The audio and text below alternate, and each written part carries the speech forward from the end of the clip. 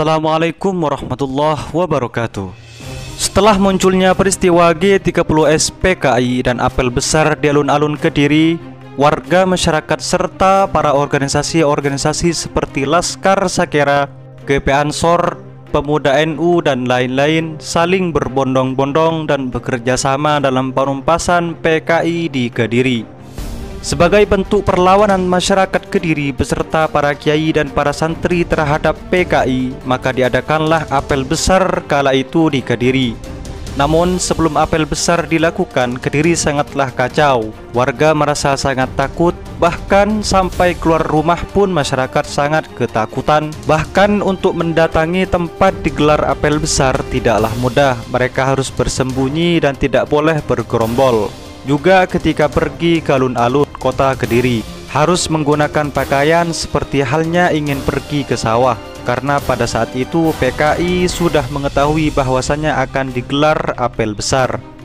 Tetapi setelah ada seruan dari pemerintah dan para kiai-kiai di Kediri, masyarakat sangat antusias, bahkan mereka rela berkorban nyawa demi keluar dari cengkraman PKI.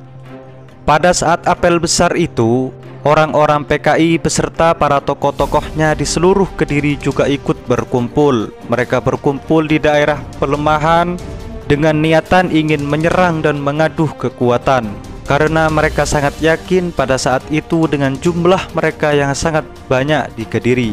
Pada saat itu Gus Maksum menjadi komandan penumpasan PKI, karena Gus Maksum dinilai sebagai pemuda yang sakti mandraguna, mempunyai silat yang sangat hebat, juga memiliki keberanian yang tinggi. Pada saat peristiwa penumpasan, banyak algojo yang sebelum memulai operasi mereka selalu melakukan gemblengan atau hizib, latihan ritual untuk mendapatkan kekebalan tubuh. Misalnya dengan makan telur mentah yang ditulisi kalimat suci berbahasa Arab. Mereka mengambil wudhu sebelum makan telur mentah itu sebagai simbol penyucian spiritual. Selain ritual makan telur dengan ada tulisan Arabnya, beberapa di antara mereka mendapatkan amalan spiritual yang mana dengan menyerukan kalimat Ya Allah, Ya Latif secara berulang-ulang. Ritual demikian dilakukan di pesantren-pesantren seperti Purwosari, Lirboyo yang semuanya dikenal sebagai pondok pesantren yang dipimpin oleh Kiai Ma'rifat serta Sakti Mandraguna. Ketika berkumpul di alun-alun Kediri untuk menghadiri acara apel besar, orang-orang yang menghadiri apel berbondong-bondong untuk membeli udeng atau sejenis alat pengikat kepala yang terbuat dari kain, yang mana pada saat itu di dalam udengnya ada tulisan Arab yang berisi doa, yang mana diyakini sebagai jimat untuk menghadapi para PKI. Sedangkan pada waktu peristiwa penumpasan itu, Gus Maksum tidak sendirian. Beliau selalu bersama santri-santri Lirboyo dan juga selalu mendapat arahan para sesepuh Lirboyo ketika menumpas PKI. Karena pada saat itu dia berusia sangat muda, maka pantas jika Gus Maksum meminta petunjuk atau nasihat dari sesepuh-sesepuh Lirboyo. Akan tetapi soal keberanian Gus Maksum tidak diragukan lagi hingga sampai didapuk menjadi komandan penumpasan. Misalnya peristiwa Watu Ompak, yang mana pasukan dari Lirboyo yang dipimpin oleh Gus Maksum datang sebelum pertandingan dimulai. Setiba di sana, Gus Maksum langsung naik ke arena pertandingan sambil meneriakkan takbir Allahu Akbar. Ketika Gus Maksum mengumandangkan takbir, orang-orang melihat rambut beliau berdiri dan mengeluarkan percikan-percikan api. Melihat hal itu, para pemuda Ansor bangkit keberaniannya dan langsung menyerang orang-orang PKI pada saat itu.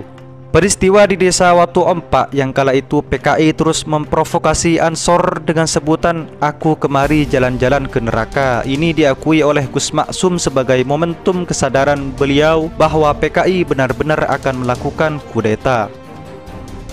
Dengan melihat fenomena ini, Gus Maksum merasa bahwa ia harus bertindak agar usaha PKI ini jangan sampai berhasil demi kelangsungan agama dan tanah air tercinta.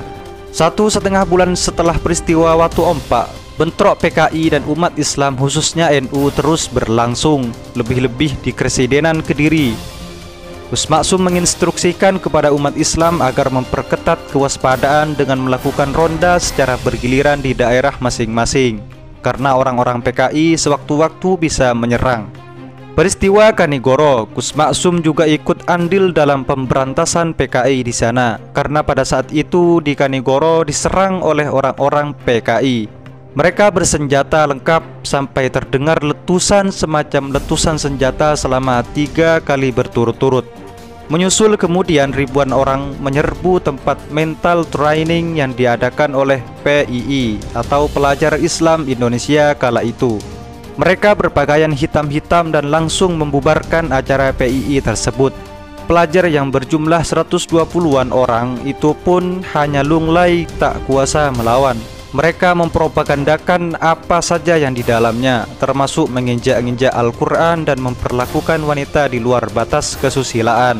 Dengan diiringi yel-yel seperti gayang santri, gayang sorban, dan lain-lain, mereka menyandera para peserta TC, para kiai dan ulama, termasuk Kiai Jauhari.